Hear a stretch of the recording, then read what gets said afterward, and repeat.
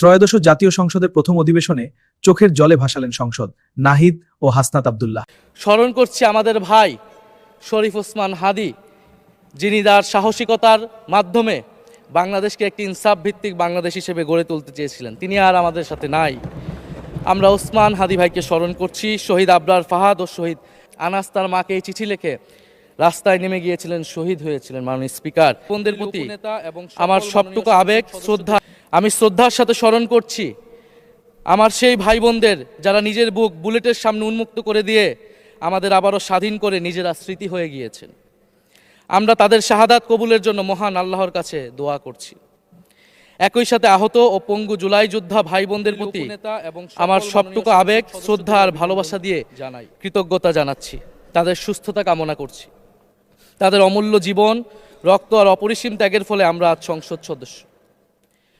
24-এর গণ অভ্যুত্থানের বৈষম্য বিরোধী ছাত্র আন্দোলনের নেতৃত্বে অংশ নিয়েছিল ছাত্র, শ্রমিক, কৃষক, শিক্ষক, অভিভাবক, সাংস্কৃতিক কর্মী, আলেম সমাজ, তরুণ সেনা অফিসার ও সৈনিকগণ ও প্রবাসী বাংলাদেশি ভাই ও বোনেরা। অভ্যুত্থানে গুরুত্বপূর্ণ ভূমিকা রেখেছে আমাদের নারী সমাজ। সামনে থেকে নেতৃত্ব দিয়েছে ও নির্যাতিত হয়েছে। আন্দোলনে প্রাইভেট বিশ্ববিদ্যালয়, মাদ্রাসা ও স্কুল কলেজের ছাত্রছাত্রীদের ভূমিকা ছিল তাৎপর্যপূর্ণ। গণ অভ্যুত্থানে ভ্যানগার্ডের ভূমিকা ছিল ফ্যাসিবাদ বিরোধী রাজনৈতিক দলের নেতাকর্মীরা। স্মরণ করছি ছাত্রদল, ছাত্র শিবির, ছাত্র শক্তি, ছাত্র অধিকার পরিষদ এবং বিভিন্ন ইসলামপন্থী ও বামপন্থী ছাত্রকর্মীদের যারা সাহসিকতার সাথে লড়াই করেছিল বৈষম্য বিরোধী ছাত্র আন্দোলনে। মাননীয় স্পিকার, 24 মানে কেবল 24 না, এর পিছনে রয়েছে বিশাল প্রেক্ষাপট। আমি স্মরণ করছি 47-এর আজাদির লড়াই, 71-এর মহান মুক্তিযুদ্ধ এবং 24-এর ছাত্র জনতার গণ অভ্যুত্থান এবং সকল জাতীয় শহীদকে। এ সকল ঐতিহাসিক জাতীয় সংগ্রামের ধারাবাহিকতায় আজকের বাংলাদেশ গৌরব নিয়ে দাঁড়িয়ে আছে। স্মরণ করছি পিলখানা হত্যাকাণ্ডের শহীদ, শাপলা হত্যাকাণ্ডের শহীদ, মোদি বিরোধী হত্যাকাণ্ডের শহীদ, ফ্যাসিস্ট আমলে গুম হওয়া ব্যক্তিদের স্মরণ করছি। 18 সালের কোটা সংস্কার আন্দোলন ও নিরাপদ সড়ক আন্দোলনের ছাত্র কিশোরদের অকুতভয় সাহসকে স্মরণ করছি। স্মরণ করছি আমাদের ভাই শরীফ ওসমান হাদি, যিনি তার সাহসিকতার মাধ্যমে বাংলাদেশকে একটি ইনসাফ ভিত্তিক বাংলাদেশ হিসেবে গড়ে তুলতে চেয়েছিলেন। তিনি আর আমাদের সাথে নাই। আমরা ওসমান হাদি ভাইকে স্মরণ করছি। শহীদ আবরার ফাহাদ ও শহীদ ফেলানী খাতুনকে স্মরণ করছি, যারা ভারতীয় আধিপত্যবাদের বিরুদ্ধে লড়াই করে বাংলাদেশকে আজকের এই জায়গায় নিয়ে এসেছে। 24-এর ছাত্র জনতার গণ অভ্যুত্থানে মাঠের নেতৃত্বের একেবারে সামনে থাকার কারণে আজকের দিনটি আমার জন্য একই সাথে আবেগের, কষ্টের ও আনন্দের।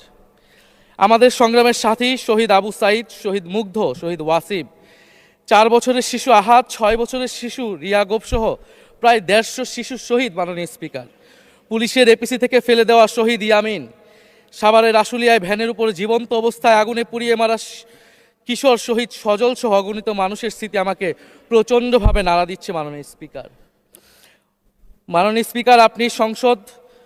আপনি মাননীয় সংসদ নেতা, বিরোধী দলীয় নেতা সহ সংসদের সকল সদস্য এবং আপনার মাধ্যমে দেশবাসীর উদ্দেশ্যে আরও স্মরণ করিয়ে দিতে চাই মাকে উদ্দেশ্য করে লেখা চিঠি 10ম শ্রেণীর ছাত্র শহীদ আনাসের, যিনি বলেছিলেন, একটি প্রতিবন্ধী কিশোর, 7 বছরের বাচ্চা, ল্যাংড়া মানুষ যদি সংগ্রামে নামতে পারে তাহলে আমি কেন বসে থাকবো ঘরে?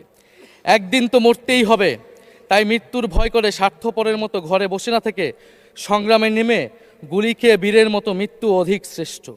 যে অন্যের জন্য নিজের জীবন বিলিয়ে দেয় সেই প্রকৃত মানুষ। আমি যদি বেঁচে না ফিরি তবে কষ্ট পেও না, গর্বিত হয়েও জীবনের প্রতিটি ভুলের জন্য ক্ষমা চাই। আনাস তার মাকে এই চিঠি লিখে রাস্তায় নেমে গিয়েছিলেন, শহীদ হয়েছিলেন। মাননীয় স্পিকার, যাদের আত্মত্যাগের কারণে আজকে আমরা এখানে বসে কথা বলতে পারছি। মাননীয় স্পিকার, জুলাই গণ অভ্যুত্থানের সাথে জড়িয়ে আছে দেশনেত্রী বেগম খালেদা জিয়ার সংগ্রাম ও তার আত্মত্যাগ। ওনার সংগ্রাম অনুপ্রাণিত করেছিল বাংলাদেশের তরুণ সমাজকে আত্মহুতি দিতে গণ অভ্যুত্থানে। আমরা আজকে তাকে শ্রদ্ধার সাথে স্মরণ করছি। মাননীয় স্পিকার, আমি বিশ্বাস করতে চাই আমরা যারা সংসদে বসতে পেরেছি কেউই এই শহীদের রক্তের সাথে বেইমানি করব না।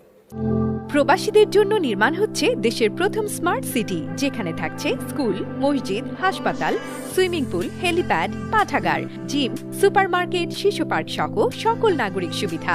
মাত্র 30 লাখ টাকা বিনিয়োগে মিলছে আকর্ষণীয় ফ্ল্যাট। প্লাটিনাম ইনভেস্টরদের জন্য ঢাকা বিমানবন্দরে ভিআইপি প্রোটোকল সুবিধা। বিস্তারিত জানতে যোগাযোগ করুন স্ক্রিনে দেয়া হোয়াটসঅ্যাপ অথবা ইমো নাম্বারে।